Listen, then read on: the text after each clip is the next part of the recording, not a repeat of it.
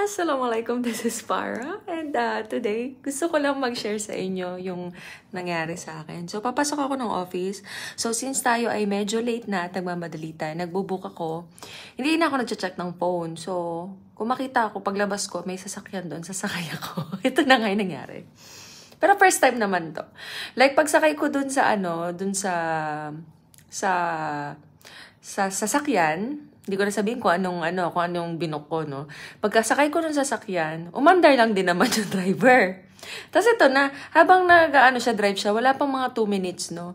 May message, tapos tinanong niya, are you messaging me? Sabi ko, no.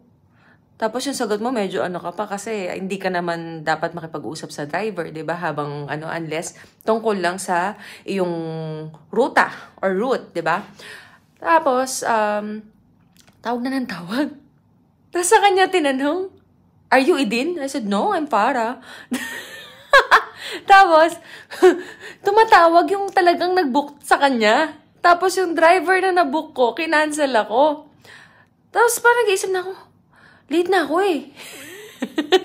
Late na ako. Tapos, nagkamali pa ako ng booking. Ending, na-charge siya ng 7 reals. Tapos, instead na makamura ako, pero at least hindi niya ako binaba, di ba?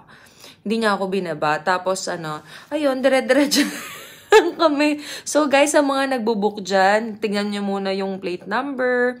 I-check nyo muna kung yun yung kotse. Huwag nyo pong gayahin yung para. Tapos, pagkadating ko dito, kinuwento ko sa kanila. Anong reaction mo doon, ma'am? Anong reaction mo doon sa ginawa ko? Anto ka pa, ma'am. Kaya pumasok ka doon sa... Magsasakyan? Ikaw, ma'am, anong reaction mo? Kawawa yung driver, nabawasan. At least, nagdagdag ako ng bayad. Nagdagdag ako, 7 nga lang dapat mabayaran ko, nagpabayad tuloy ako ng 10. Alam niyo yung mga nagtitipid, kaya dapat titignan niyo yung mga ginagawa niyo sa buhay. Natangka ba kanina? Hindi. Nagmamadali ako. Sumakay lang ako. Nagtapon akong basura. Tapos nandun siya. Kumaway ako. Sumunod naman si brother. Hindi niya chinek. Hindi niya man lang ako tinawagan. Ayan. Anyways, yun lang guys. Kinuwento ko lang. Have a good day!